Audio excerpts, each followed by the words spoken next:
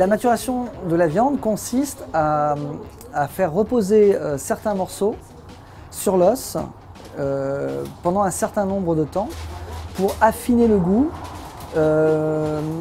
et lui marquer plutôt une empreinte de goût. Alors comment on cuisine une viande maturée? Eh bien, il faut prendre en compte que le fait qu'elle ait été maturée, si elle a été maturée très longtemps, elle va avoir beaucoup de qualité par ses parfums, par sa tendreté, mais elle va avoir un défaut majeur. Le défaut majeur, c'est qu'elle a une jutosité très faible. Donc il faut absolument protéger cette jutosité.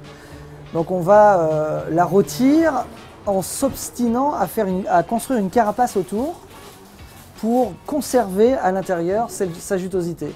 Alors on va faire cette carapace par une caramélisation sur une poêle. Moi je préconise beaucoup par exemple la cuisson au beurre clarifié. Ça permet de bien construire cette carapace autour, de conserver à l'intérieur toute la jutosité de la viande. Alors là on a un premier train de côte qui a été abattu il y a une dizaine de jours. On a découpé la loyau, coupé le train de côte. Il va partir en maturation.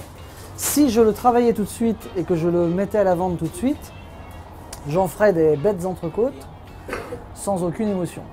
Voilà, on mangerait de la viande, point. Il ne se passerait rien d'autre.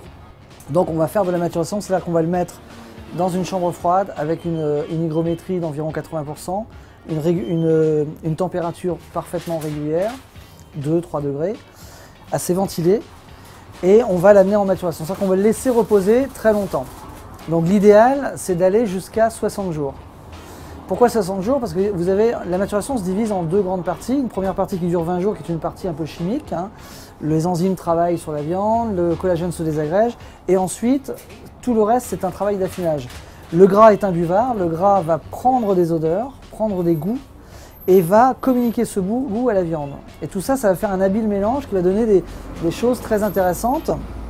Et voilà un train de côte par exemple qui a presque 1 mois et demi maintenant de maturation. Vous voyez, il fleurit, mais il sent très bon.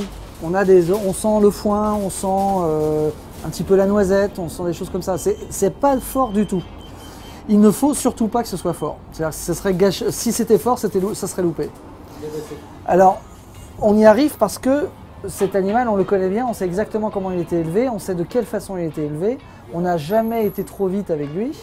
On ne lui a pas donné de nourriture fermentée, on ne lui a pas donné de nourriture industrielle. Il a mangé de l'herbe, du foin et une petite nourriture un peu plus protéique à la fin de sa vie. Alors ici, dans ce cas-là, c'est des pommes de terre écrasées. Dans un autre élevage, ça peut être de la drèche de Brassy. Dans un autre, ça peut être des betteraves.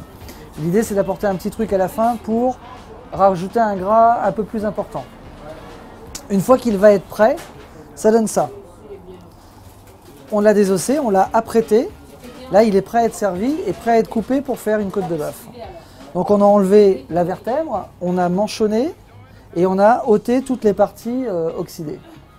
Voilà. C'est aussi ça qui fait le prix de la côte de bœuf, puisque sur un train de côte, on va perdre presque les 2/3 à la fois en sèche et à la fois en parage.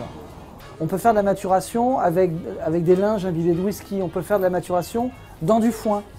Et on peut faire ça aussi, actuellement on travaille là-dessus, on fait des trains de côte que l'on fait fumer au bois de hêtre avec du thym, du romarin, des choses comme ça. Une fois qu'on l'a fait fumer, on va le laisser maturer entre 30 et 40 jours. Et ensuite, de la même façon, on va le parer et le proposer à la vente de cette façon.